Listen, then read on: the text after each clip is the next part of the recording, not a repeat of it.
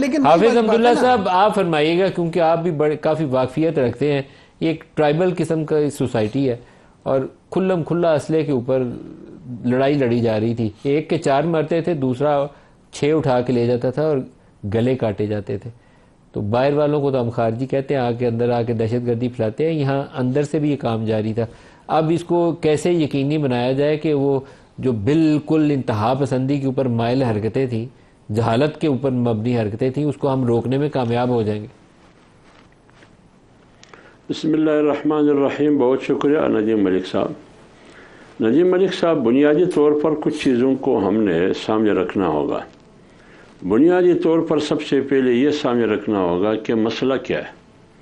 مسئلہ تو سامنے لڑائی ہے فریقین کے درمیان، خون خرابہ اور خون ریزی، قتل و غارت گری ہے. اب اس مسئلے کی دوسری نمبر پر یہ معلوم کرنا چاہیے کہ مسئلے کی وجوہات، اسباب اور عوامل کیا ہے. تیسری بات یہ ہے کہ اس مسئلے کا خاتمہ، یہ ذمہ داری کس کی ہے. بے شک آپ فریقین پر ذمہ داری ڈال سکتے ہیں، لیکن وہ لڑ پڑے اور پہلی دفعہ نہیں ہے، بار بار یہ ہو رہا ہے. ہزاروں لوگ لقمہ اجل بنے. اس میں بچے نشانہ بنے، خواتین نشانہ بنے، بوڑھے نشانہ بنے، ہر طبقے کے لوگ، علماء نشانہ بنے، تاجر اور کاروباری نشانہ بنے، ڈاکٹر، صحافی، یہ سارے. لیکن سوال یہ ہے کہ مسئلہ تو ہے، مسئلے کی وجوہات کیا ہے اور اس علاقے کو پرامن بنانا یہ ذمہ داری کس کی ہے؟ کیا کسی نے بھی ذمہ داری نبھایا ہے؟ ابھی آپ خود اندازہ لگائیں. بکن بازار ہے، یہ پوری بازار کو جلا دیا گیا، پوری بازار کو اکھاڑ دیا گیا، اور جو بھی زندہ آدمی ملتا اس کو ذبح کر دیا جاتا یا اس کو مار دیا جاتا. گھروں پر باقاعدہ بڑے بڑے ہتھیار، خطرناک ہتھیار کے ساتھ ایک دوسرے پر حملے ہوئے. تو لہٰذا مسئلہ یہ تھا کہ جب 150 لوگ لقمہ اجل بنے، لوگ نقل مکانی نہیں کر سکتے تھے، بچے آپ نے فکر بتایا، 100 بچے وہاں شہید ہوئے ان کو ادویات نہ ملنے کی وجہ سے. تو حکومت کہاں تھی؟ صوبائی حکومت کہاں تھی؟ ناراض نہیں ہونا چاہیے میرے دوست کو. صوبائی حکومت کہاں تھی اور وفاقی حکومت کہاں تھی؟ یہ ان کی غیر سنجیدگی تھی، وہ غفلت تھی ان حکومتوں کی. یہ اپنے ذمہ داریوں کو سمجھتے نہیں ہیں، یہ اپنے آپ کو حکومت ہی نہیں سمجھتے. اب اتنی بعد از خرابی بسیار امن مادہ ہو رہا ہے.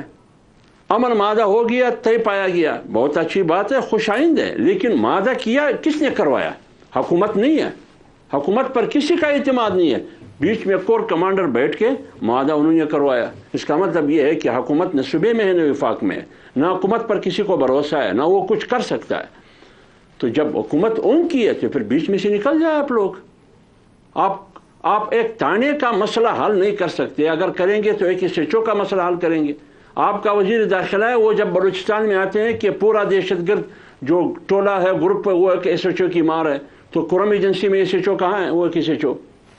تو بات یہ ہے ندیم ملک صاحب کہ حکومت غیر سنجیدہ تھا، صوبے کی حکومت ہو یا وفاق کی حکومت ہو، غفلت کے شکار تھے. وہ اپنے میں لگے ہوئے تھے. کوئی 26ویں آئینی ترمیم میں لگا تھا، کوئی اوپر سے اوپر پتہ نہیں کون سا ترمیم تھا اسی میں لگے ہوئے تھے، اور آپس میں اداروں کے آپس میں ٹکراؤ اور تصادم اسی میں لڑ رہے تھے. لیکن ادھر لوگ لقمہ اجل بن رہے تھے، لوگ رو رہے تھے. لیکن کسی کو نہ کسی کی بچے کی فکر تھا، نہ کسی کی خاتون کا فکر تھا، نہ بوڑھے کا، نہ جوان کا. پورا بازار بگن جل گیا. اب سوال یہ ہے، مادہ طے پایا گیا ہے، زبیر موتی والا صاحب، مادہ طے پایا گیا ہے، یہ جو پاکستان کے حالات ہیں، اب گارنٹی کیا ہے؟